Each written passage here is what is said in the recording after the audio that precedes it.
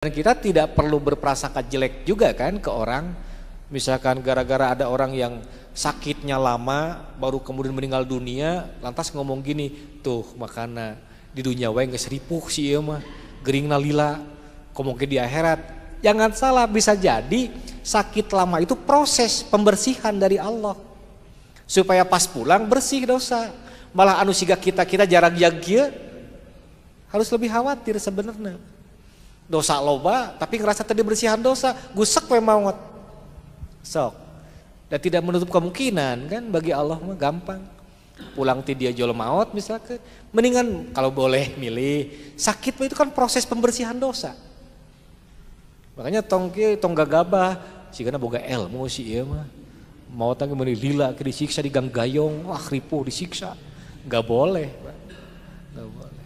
Emang malaikat pencabut nyawa kahalangan rek nyabut nyawa kudu boga ilmu beraja musti ya, walau kung tumpi burujil musayyadah kan gitu kan, walaupun engkau berlindung di balik tembok yang kokoh, udah saatnya mati ya mati. Idza jaa ajaluhum la yastakhiruna sa'atan wa la yastaqdimun. Kalau sakratul maut udah datang waktunya, tidak bisa mundur, tidak bisa maju. Tidak bisa Bapak minta diskon ke Allah. Kagok ini mah can beres badminton kayak lah geus beres maotna teu bisa kan. Atau tadi futsal misalkan. Can beres ya eleh keneh kagolan asal lunas we heula kakara maot lah teu bisa. Jadi tidak ada toleransi mah. Bisa anu kolot heula, bisa anu ngora ti tukang kolot heula bisa kan gitu. Gitu mah. Sok apa lagi?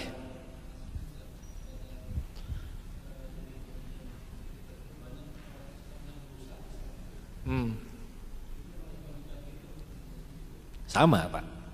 Sekalipun mereka adalah orang-orang yang menurut hemat kita jauh dari Islam, malah mencela ajaran Islam. Tapi ketika dia mati, asal status dia masih Islam, belum membatalkan la ilaha illallahnya, tetap adalah saudara kita. Kecuali kalau udah membatalkan la ilaha illallahnya.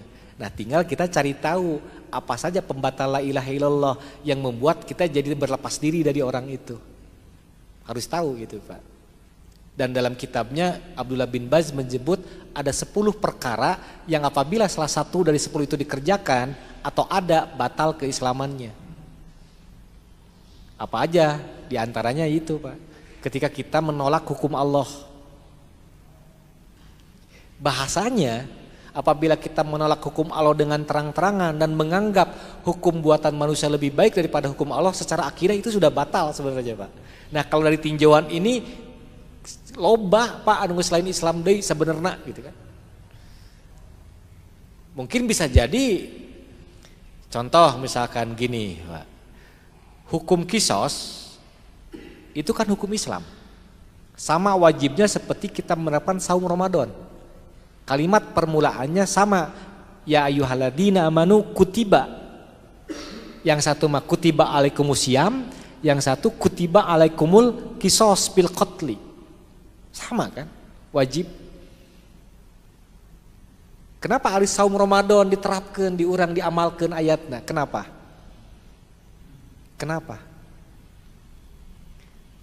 Kenapa kisos tidak dipakai? Ya. Kemudian kita mengatakan, wah kisos mah tidak berperi kemanusiaan, kisos mah melanggar hak asasi manusia, kisos mah wah bla bla bla. Mendingan hukum yang dipakai aja sekarang. Ketika kita yakin ngomong itu merasa benar, murtad. Hati-hati. Itu kata Abdullah bin Baz. Nah kalau ada orang yang kayak kemarin belum tobat keburu meninggal dunia yang mengatakan jinah itu ada yang dihalalkan, itu murtad. Terus para rektor yang sarua murtad. Nah kalau jelas-jelas dia terang seperti itu nggak boleh kita ngurus jenazah. Antep, akhirnya mereka bingung sendiri, gitu kan. Makanya kita secara keilmuan harus benar-benar memahami. Kenapa? Karena jangan sampai kita mengerjakan sesuatu tapi sia-sia. Kalaupun toh diurus, oke lah kita urus. Itu seperti kita mengurus orang kafir. Yang namanya nulis orang kafir kumaha berarti? Ngamandian asal we, boeh sakarepna, teu udah disolatkeun, antep we, bungkus siga bungkus pinang we gitu, Pak. Sebenarnya. Tapi tetap kita harus berprasangka baik kepada siapapun. Berprasangka baik itu harus diutamakan. Sekalipun ada perbedaan-perbedaan gitu. Malah anehnya di masyarakat kita gitu, Pak. Sampai-sampai gara-gara berbeda pendapat pun gitu mengisi salatkeun. Bungah nyolkeun sok kunut si eta mah nyaho keur hirupna ge. Gara-gara suka kunut jadi mengurus jenazah coba. Beda masjid si eta mah tong disolatkeun, ini mah kita mah khusus grup masjid ieu, itu mah beda masjid, beda mazhab. Enggak. Ya, selama dia mukmin berarti dia adalah saudara kita. Selama dia mukmin, dia adalah orang yang kalau dia meninggal dunia harus kita urus jenazahnya. Begitu.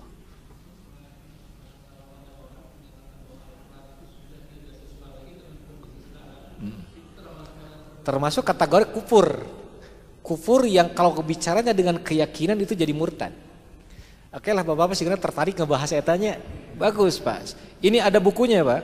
Bapak bisa download karena murah, meriah gitu. Yang penting boga kuota sebenarnya. Yaitu buku yang Nawakidul Islam, pembatal Islam. Nawakidul Islam. Disusun oleh Abdullah bin Baz. Bersumber dari susunan kitab Imam Mujadid Muhammad bin Abdul Wahab yang kemudian disebut dengan Imam Wahabi. Padahal Nawakidul Islam. Nawakidul Islam itu artinya pembatal Islam.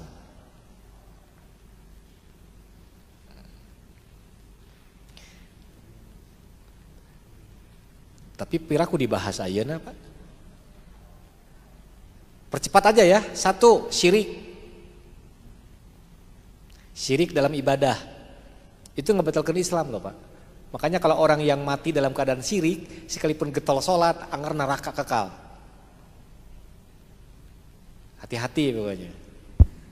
Dan jenis syirik ini banyak jenis syirik itu.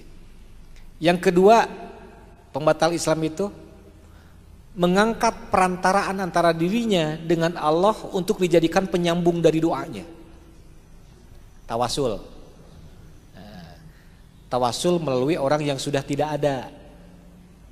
Gimana kalau saya minta Pak tolong doakan saya, bapaknya masih ada, silahkan itu mah. Ini mah bapak terkenal saha, kan pedah cek bature wali gitu. Kuburanna didatangan tuh diminta, Mbah Eyang, tolong doa saya sampaikan. Musyrik. Dalam bahasa kitab ini sudah batal Islamnya. Gitu. Kemudian yang ketiga, man lam yukaffiril musyrikin au sakka fi kuprihim au sahaha mazhabuhum. Barang siapa yang tidak mengkafirkan orang musyrik, kita tidak lagi berani menyebut Yahudi Nasrani kafir, itu udah kufur Pak. Diganti istilahnya diperhalus. Secara bahasa kitab ini itu udah kafir dia Pak. Hati-hati. Malah saya punya teman seorang pendeta, dia bangga disebut kafir. Artinya berarti saya benar tidak percaya dengan agama kamu kan gitu. Sama saya juga kafir dengan agama kamu kan gitu Pak. Atau disebut kafir. Jadi anu bingung mau disebut kafir saha sebenarnya kan. Eta. Atau ragu akan kekufuran mereka. Sekarang banyak yang betulkah Injil itu sudah campur tangan manusia? Betulkah Injil itu sudah bukan kitab suci yang suci lagi? Kata mereka Injil itu suci.